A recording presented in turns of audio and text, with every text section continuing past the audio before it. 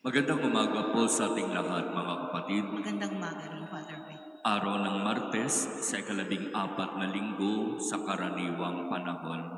Sa ating ebanghelyo, nadinig natin kung papaanong sinabi ng ating Panginoon, napakaraming dapat gawin, sagana ang aanihin, ngunit kakaunti ang manggagawa. Kaya ano ang kanyang pakiusap? Magdasal, hilingin sa may-ari ng anihin na magpadala siya ng mga manggagawa. At alam natin ito, kulang na kulang ang mga nagbibigay ng sarili sa paglilingkod sa Diyos.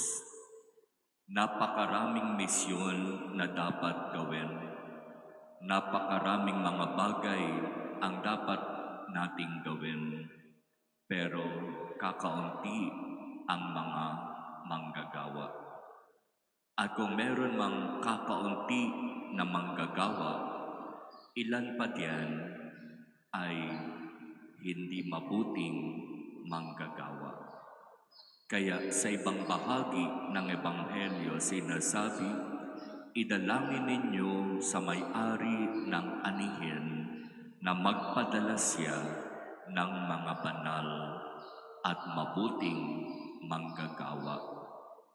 Banal at mabuti, ibig sabihin, hindi iisipin o papahalagahan yung kanyang sarili. Ang ipapanalangin, banal at mabuting manggagawa, nakakalimutan ang kanyang sarili upang bigyang importansya ang iba, lalo na silang higit na nangangailangan. Nakakalungkot nga lamang minsan kapag nakakabalita tayo ng mga lingkod na nagbigay ng sarili, pero sa kalaunan, hindi naging mabuting lingkod.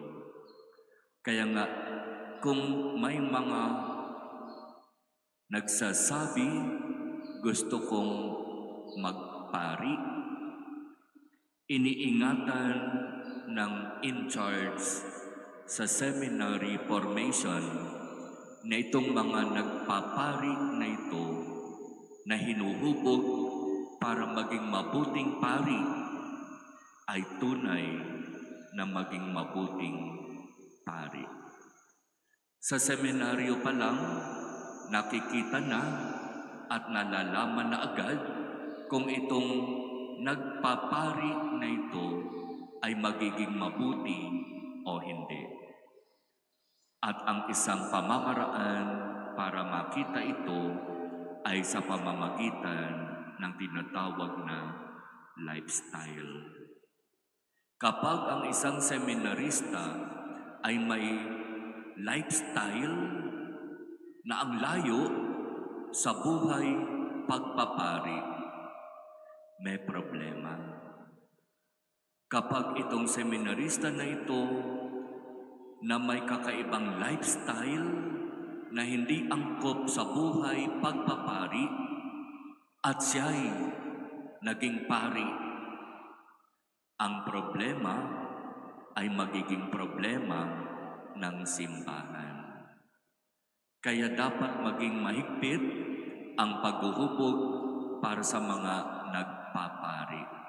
Para doon pa lang ay masala, ma-screen, ma-check na mabuti ito bang candidate na ito ay talagang magiging banal at mabuting pari. O baka maging sakit ng ulo ng simbahan. At ganoon din sa mga naglilingkod sa parokya, di ba? Bagamat sinasabi, napakaraming dapat gawin, sagana ang aanihin. Ipagdasal ninyo sa may-ari ng anihin na magpadala ng banal at mabuting mga manggagawa. Minsan, mayroon din tayong mga nakakasamang mga lingkod sa parokya na mas pinahahalagahan ang sariling kagustuhan. Dito ko gustong maglingkod. Kung ang ibibigay sa akin ay ibang uri ng paglilingkod, ayoko. Ang gusto ko, dito ako maglingkod. Napakahirap kapag ang mga lingkod ng parokya ay hindi marunong sumunod. Napakahirap kapag ang lingkod ng parokya ay hindi marunong magpakumbaba. Napakahirap kapag ang lingkod ng parokya ay sarili lang ang iniisip at hindi ang ikabubuti at kapakanan ng marami. Noong isang araw, binulaga tayo ng balita galing sa Roma kung saan sinasabi doon isang pari ang hindi ko alam kung tama yung term, nagpakamatay.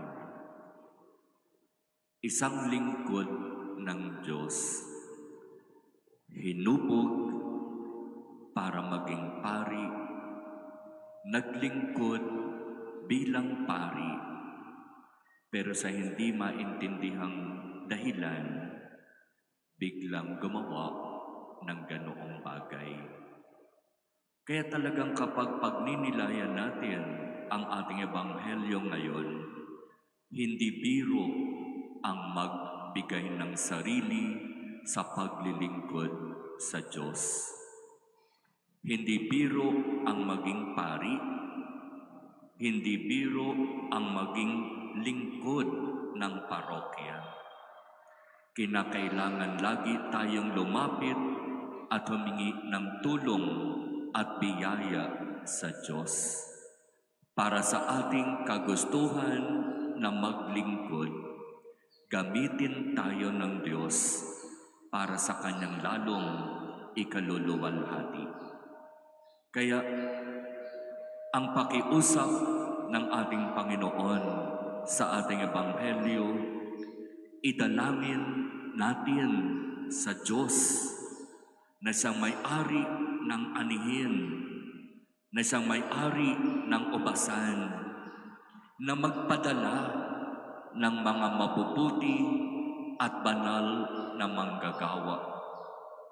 At tayo na nandirito na sa gawain at misyon na ito ng simbahan, patuloy nawa tayong pagkalooban ng Diyos ng biyaya, ng kababaang loob at ng tunay na pagsunod sa Kanyang kalooban.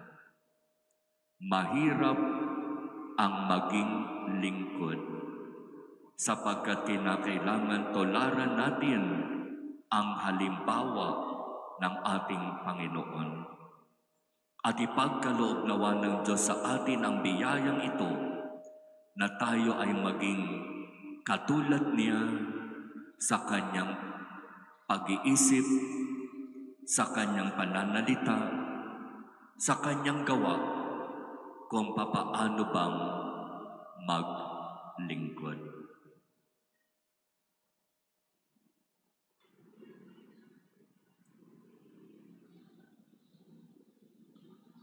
Amen.